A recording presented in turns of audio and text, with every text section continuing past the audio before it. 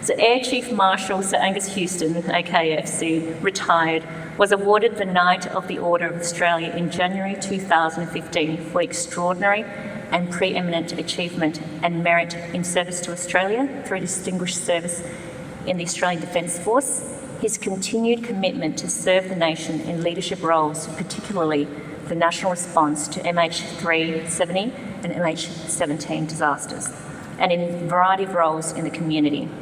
Sir Angus was the Chief of the Australian Defence Force in 2005 to 2011. He served as the Chief of the Australian Air Force from 2001 to 2005. In 2011, after 41 years of service, Sir Angus retired from the military. He is the Chair of the Murray-Darling Basin Authority, Chancellor for the University of Sunshine Coast, Chair of the University of New South Wales Advisory Board, Chair of the Canberra Symphony Orchestra, Chair of the Super Shock Advanced Suspension Advisory Committee. He's the board member of the Lowy Institute for the International Policy and the Australian Cancer Foundation. He's the visiting fellow of the ANZUS Security College.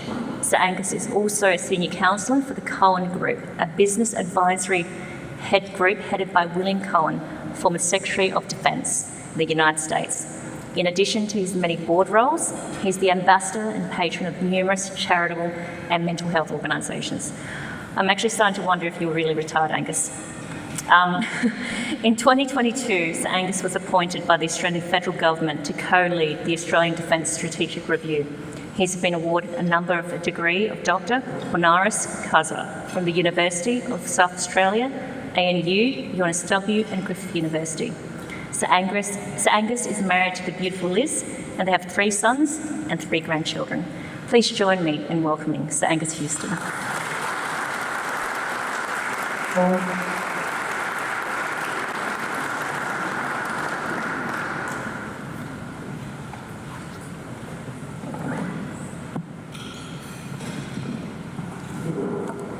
Well, thank you very much, Kendi. You were far too generous. I'm absolutely delighted to be here tonight with a number of very distinguished guests. I won't list any of them because there's far too many of you, and I think you'd prefer to hear me speak about a couple of other things. I would like to start by acknowledging the traditional owners of the land on which we meet today. I'd also like to pay my respects to elders past and present. The month of November, 11th of November, in fact only 4 days ago, we remembered the service and sacrifice of 100,000 Australians who fought and died under our flag. And I have to acknowledge Matt Anderson, who is the director of this wonderful place, the War Memorial, where we remember the service and sacrifice of all those who have died in the service of Australia. Thanks for having us here tonight, Matt. It's really appreciated. I guess 15th of November is an interesting day for me because if we go back to 1978, it was on this day, I guess about this time, I was in a place in New Guinea called Mount Hagen, having a quiet drink and thanking my lucky stars because I'd had, I guess, the most challenging day I ever experienced as a pilot in the Royal Australian Air Force. I was about 100 feet above the ground at 11,300 feet when the engine in my Iroquois helicopter failed. There was only one way we could go, and that was down. And I didn't really have much time to look for a landing spot. But anyway, I did went into auto rotation, did a big flare, and bang, we landed. Oh, that's not too bad. And what happened? Well, first of all, the training kicked in. I was incredibly lucky because where we had landed, which was just above the tree line, we'd landed in a peat bog, and the peat bog absorbed all the impact. So we got out and had a look at it. The main rotor was going just over the top of the a mound in front of us, and when we looked behind, we'd actually landed on a little ridge, or little place where there wasn't much space for anything but the Iroquois. So, and then we gave a call to another helicopter in the area and picked up straight away. So I was a very lucky person that day, and that happened on this day in 1978. November 2016, I also wrote an article for the Lowy Institute Interpreter, and this was after the election of Donald Trump to be President of the United States. And the editor titled the piece that I wrote, ANZUS, former Defence Chief takes on the doubters. I don't know if you remember that, but we're in very similar circumstances then to what we're in today. There was much speculation about the future of the alliance and suggestions that perhaps this arrangement could be recalibrated and reviewed given Trump's position on the value of alliances. So tonight, I doubled down on what I wrote 8 years ago about ANZUS. I will also address in this particular presentation I'm giving the implications for AUKUS. Indeed, I titled this particular presentation President Trump, ANZUS and AUKUS.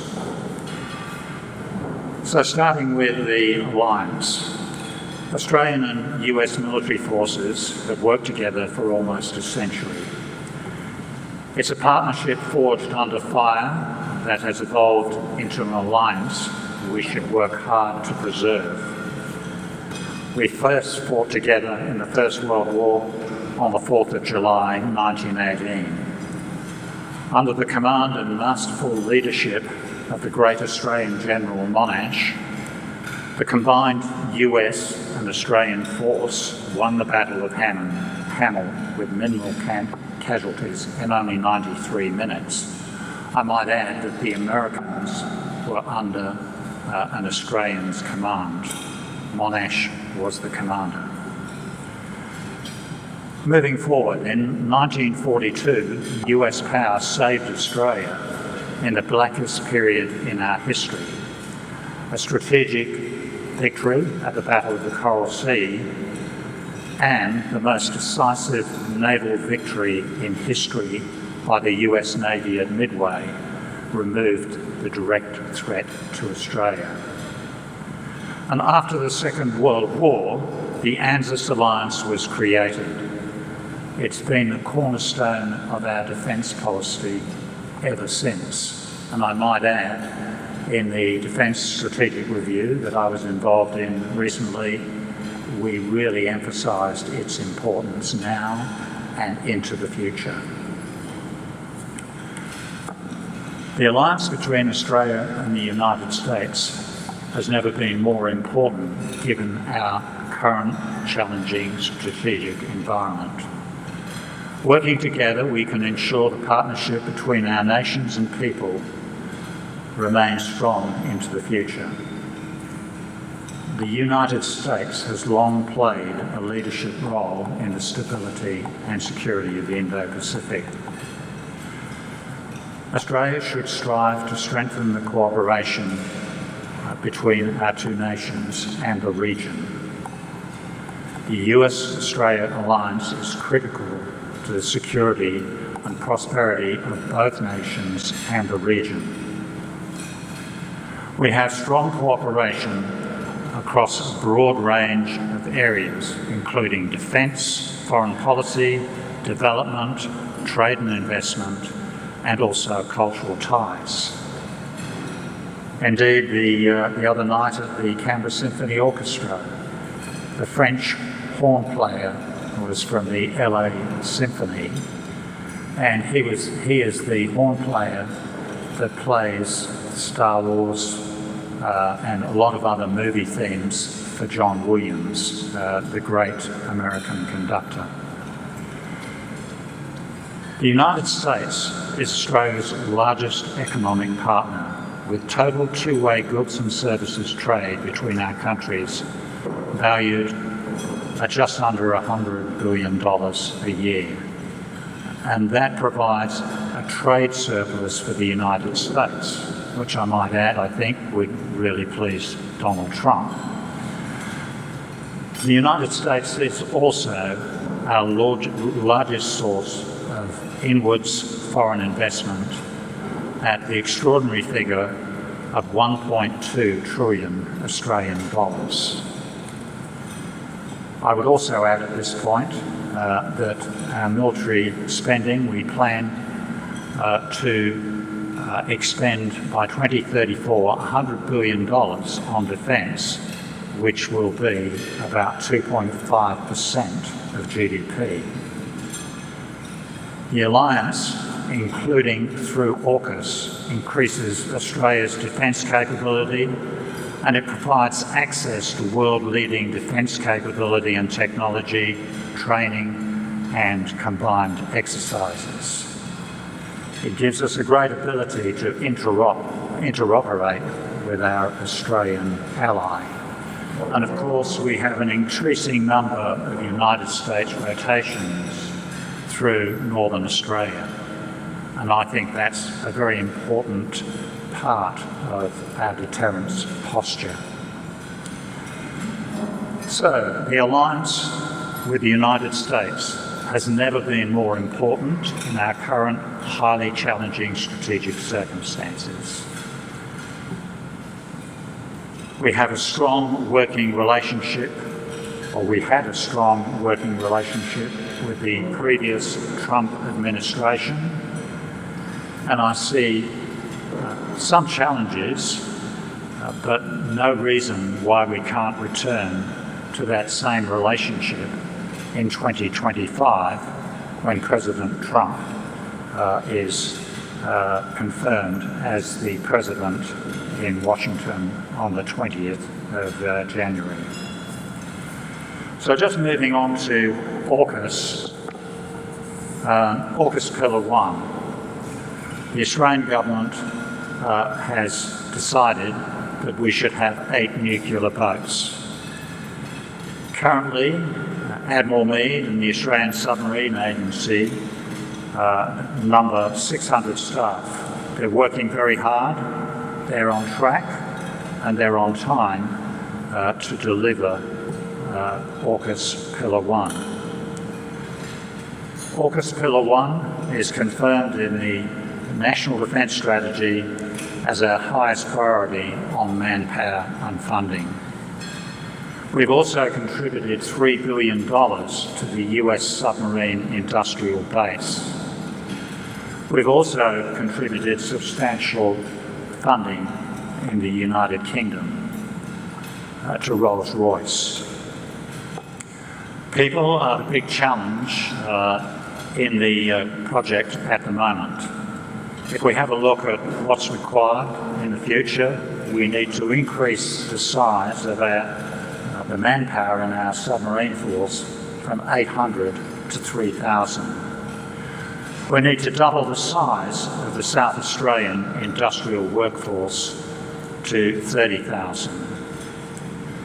And we also need to ensure that we train and prepare our people for service on the Virginia-class submarines and later on the AUKUS submarines. And currently, this year, we have 100 Australians in training in the United States, with 440 Australians on 25 nuclear attack submarines. In 2027, the Submarine Rotational Force West commences over in West Australia, and eventually 4 US submarines and 1 UK submarine, all nuclear, will rotate annually through that location. In 2032, we will receive the first of our 3 Virginia submarines. In the early 2040s, we will start manufacturing the SSN AUKUS in Osborne in Adelaide, and that involves the construction of 5 submarines. I don't see a problem with those submarines. They will be built in Osborne. They're a 10,000-tonne boat. They're in fact being designed, the design of those boats has commenced in the United Kingdom already. And when you look at what's involved, we get a sealed modular reactor from Rolls-Royce. There's no need to open it up at any stage. It's sealed to last 30 years in a submarine.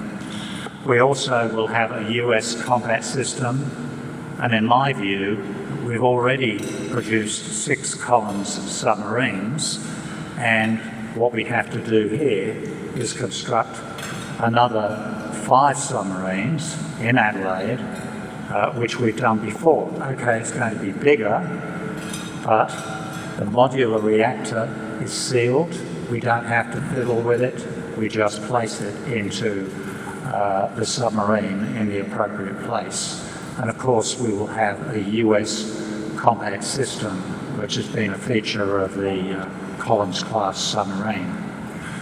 So when you hear the views of some retired politicians, I have to take issue with some of the things that they say.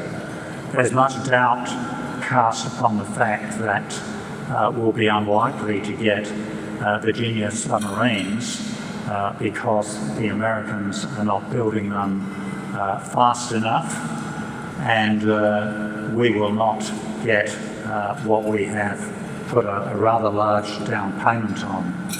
$3 billion is already helping the US efforts to build submarines in the United States. And then there are others who cast doubts about our ability to build submarines in Adelaide. Well, I've already told you what's involved there, and I have absolutely no doubts we can do that in Australia. And I think we need to put the naysayers out of the system and get on with doing what we have to do to defend our country. AUKUS Pillar 2. The AUKUS Pillar 2, as Candy has already mentioned, is the adoption of advanced technologies at a pace accelerated by the capabilities of the 3 member nations to either close a capability gap or to drive the partner nationals to an advantage.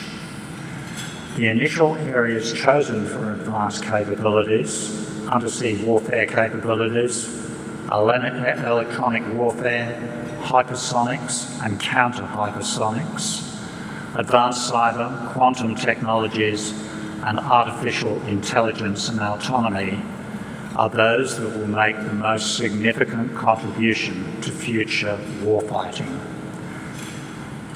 And as we develop the capabilities, we need to get them into the hands of the warfighter as quickly as possible, as we emphasised in the Defence Strategic Review. DSTG, that's Defence Science Technology Group, is contributing specialised knowledge to the AUKUS 2 Pillar 2 working groups and directly supports the mission through its focus on Defence's 6 innovation, science and technology priorities. The strategy that they've come up with details a more streamlined and integrated innovation, science and technology ecosystem to deliver the next generation of advanced capabilities at the speed of relevance for our sailors, soldiers and aviators. I think it's never been clearer that innovation, science and technology is central to defence capability. It is the backbone of asymmetric advantage for the warfighter and for accelerating innovation into capability. To achieve national defence, the government has transformed the defence, innovation, science and technology ecosystem via significant investments in the Advanced Strategic Capabilities Accelerator, ASCA. And ASCA is not a DST organisation, it's a one defence capability, and a highly capable Vice Chief is the chair of the committee that oversees what they do and what they produce.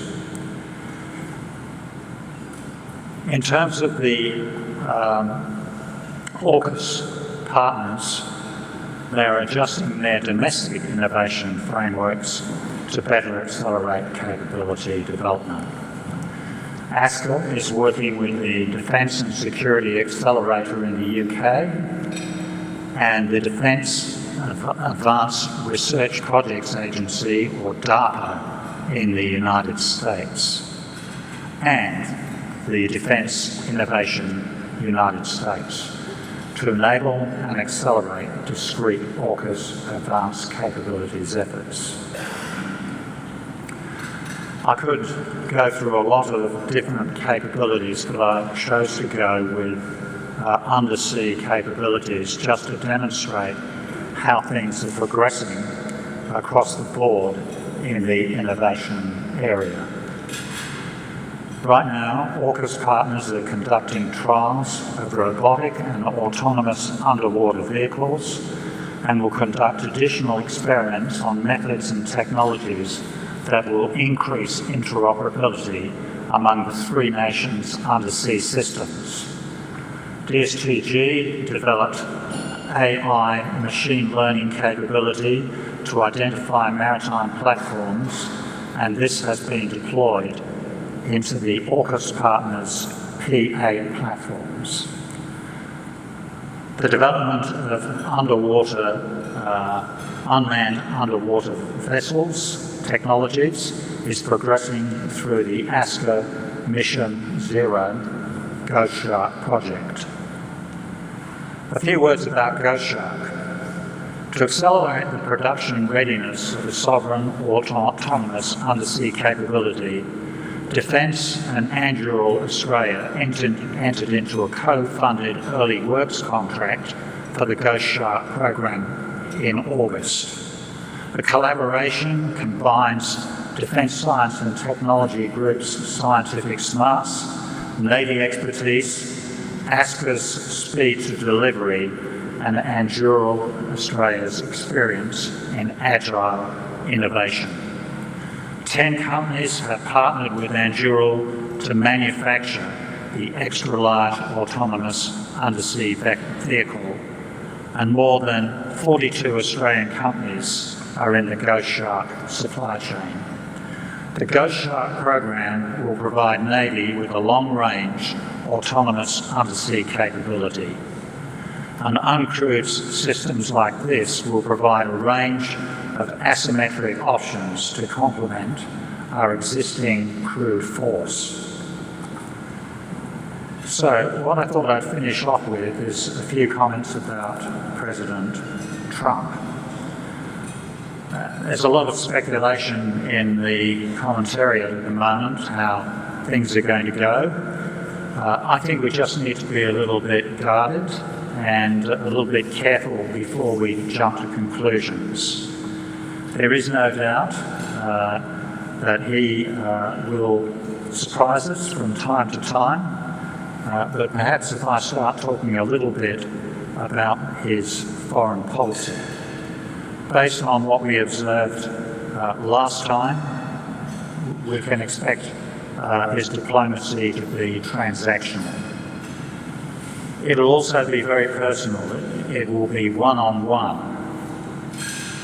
He favours bilateral arrangements over multilateral arrangements, and in the past he's cast doubt about the alliances that are around the globe, particularly NATO. If we go to climate change, he's indicated that he's going to withdraw from the Paris Agreement on climate change. He's also indicated he's going to exploit the huge resources of oil and gas they have in the United States. Who could forget his call during the election campaign, "Drill, baby, drill." He thinks climate change is a hoax, and he's actually said that on numerous occasions, and that has created great dismay in the South Pacific, where they face a severe challenge with rising sea levels as a consequence of global warming. Trump is bitterly opposed to free trade, and we can anticipate that he will have an extensive 10 to 20% tariff on imports to America.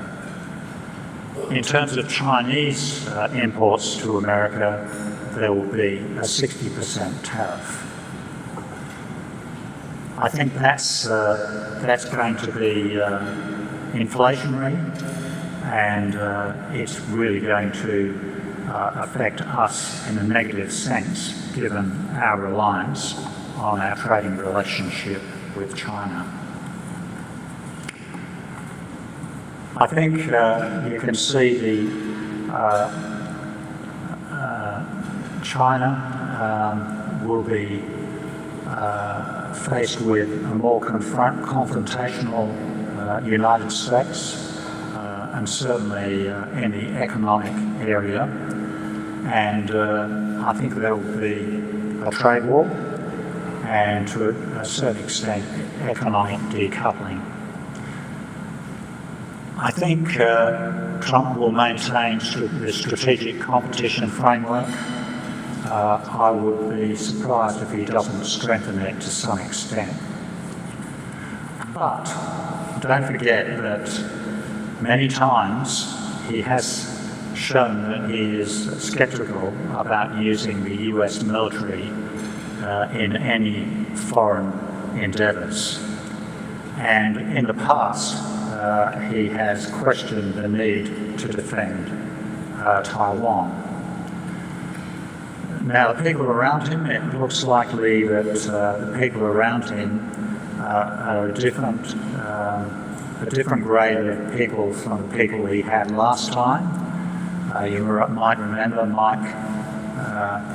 Jim Mattis became the Defence Secretary, and at this stage, the appointment of the Defence Secretary he has gone for is somebody who has nothing like the background that Jim Mattis had.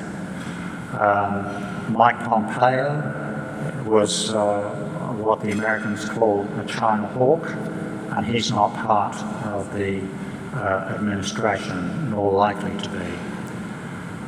There are some isolationists around President Trump, so it'll be interesting to see where Trump lands on China.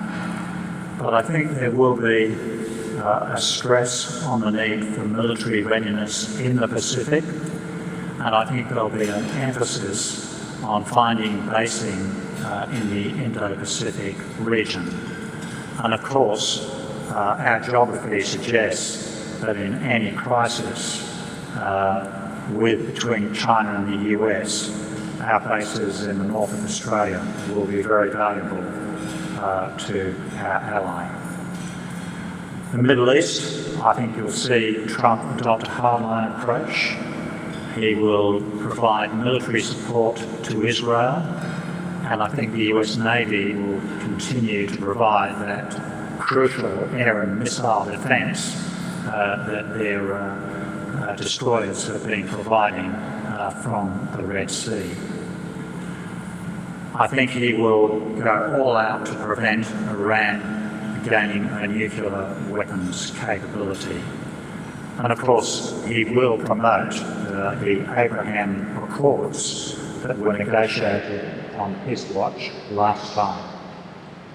And for those of you who aren't familiar with the Abraham Accords, it's a normalisation of the relationship between Israel and the Arab states like Saudi Arabia, the UAE, Jordan and Egypt. Ukraine, I think, is the area where there's probably the greatest uncertainty. Trump has on occasion signalled a sort of isolationist approach in Europe. I think he said he could solve the problem in one day. I think that's probably code, but he wants to negotiate a peace deal between Ukraine and Russia. And what that actually means remains to be seen. So I think there's great uncertainty about what happens in Ukraine. And if you cast your minds back to 2014, the Minsk agreements, agreements were reached that there would be a ceasefire and a peace that broke down very quickly. And that was because a line was drawn between Ukraine and Russia along the line of the Donbass. So, if we look at Donald Trump, he's unpredictable, and that creates a fair bit of uncertainty, and particularly in the situation with Ukraine. But he has learned from his mistakes last time, and I think he'll be more effective in turning his ideas into policy. He will be transactional, he will be highly personal, and I think, as my colleague in the Lowy Institute, Michael Fuller, said, the best approach to President Trump will be to be pragmatic and stand up for our interests. So I'll leave it at that, and I would welcome any discussion you want to take up with me. Thank you very much. Ladies and gentlemen, it's up to me now to show our appreciation, or articulate our appreciation for Sir Angus addressing us tonight. So thank you very much for your candid comments, and certainly the privileged perch that you have and the delivery tonight of a very important strategic perspective, which in the past I think has been uneven and circumstances have not necessarily demanded it. In my own experience over the last 3 to 4 years, it's one of disorientation. Our AEM has moved from a balanced force to a focused force. We're considering nuclear powered submarines. We have challenges across the board, and I think the average Australian, even the professional practitioners, are somewhat disorientated, which brings me to the point that we need commentary, we need leadership, we need dialogue at the strategic level to build some coherence about what the situation is and why we're going ahead in the way we are. So I very much appreciate you coming on tonight and doing your bit. I think this dialogue as a nation needs to continue to give the citizens of Australia an understanding of where we are and what we need to do in the national security and defence space. The US ICT only remains viable if we have relevant and focused discussion. So we do appreciate your time coming to spend the night with us.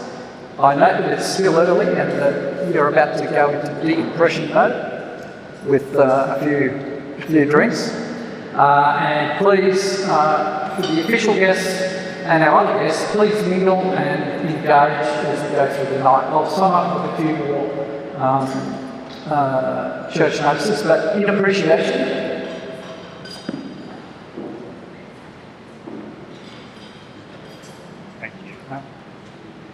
I understand that you have no room in the pool room at all for another plaque or a tie in your dresser. We hope the best of Barossa is a worthy substitute.